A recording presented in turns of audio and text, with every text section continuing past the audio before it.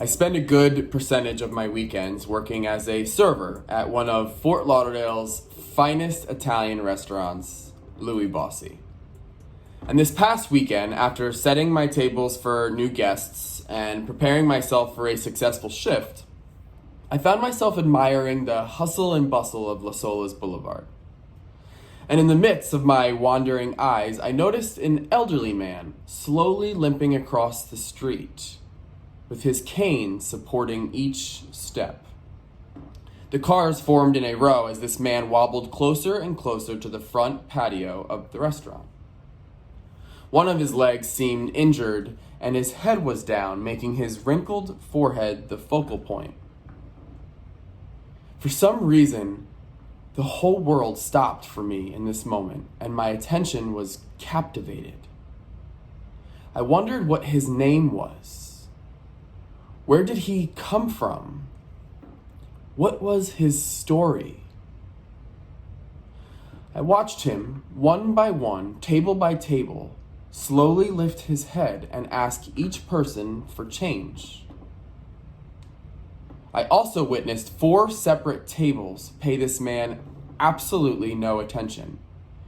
They did not even acknowledge his presence. It was as if he did not even exist.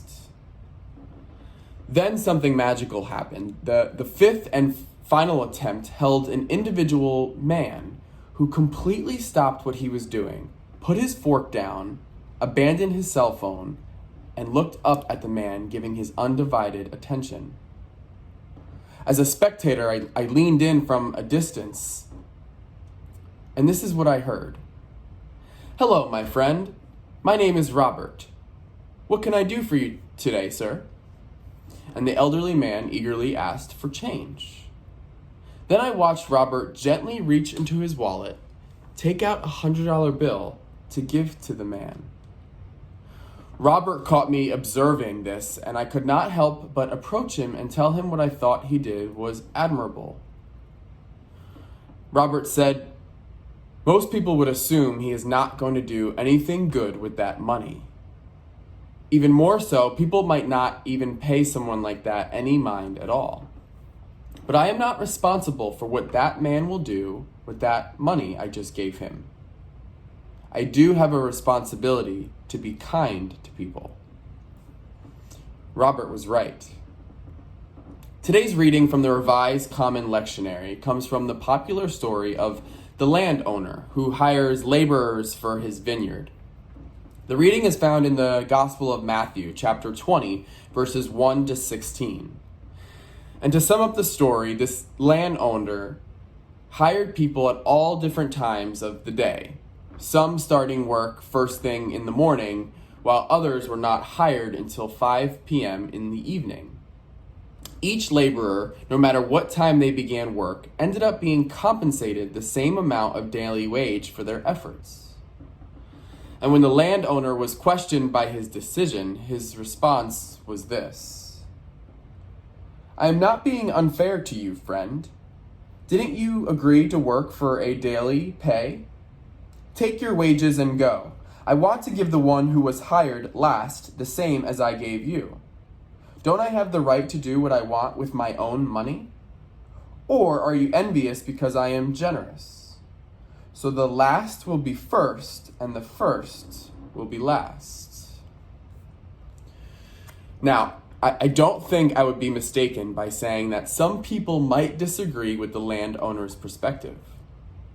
I also know people firsthand who have told me that giving anything to those who seem homeless or beggars is completely and utterly wrong without any exceptions. Today's one thing is that love takes risks. And how relevant on November 3rd, 2020, and this anticipated election day to remember how crucial it is to take the road less traveled and come together with all people, regardless of their political leaning. The kind of unconditional love that Jesus exemplified is different. It is not normal and has pretense for disagreement and argument. Frankly, Most people would explain all the logical reasons why it is better to withhold resources from others in need because it enables them to remain lazy or continue to make bad decisions. God's love is not logical, though. It never has been. From the cross until the days we have endured in 2020, extravagant love is on the margins, but it's still there, happening when we least expect it. Are you observing it? Are you ignoring it?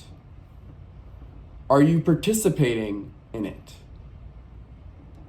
On this election day, when we are all united by the ultimate love of the Spirit of God, how can we find ways to take risks in the way we love each other? Thank you for listening. Be different. Be courageous. We'll see you in church on Sunday.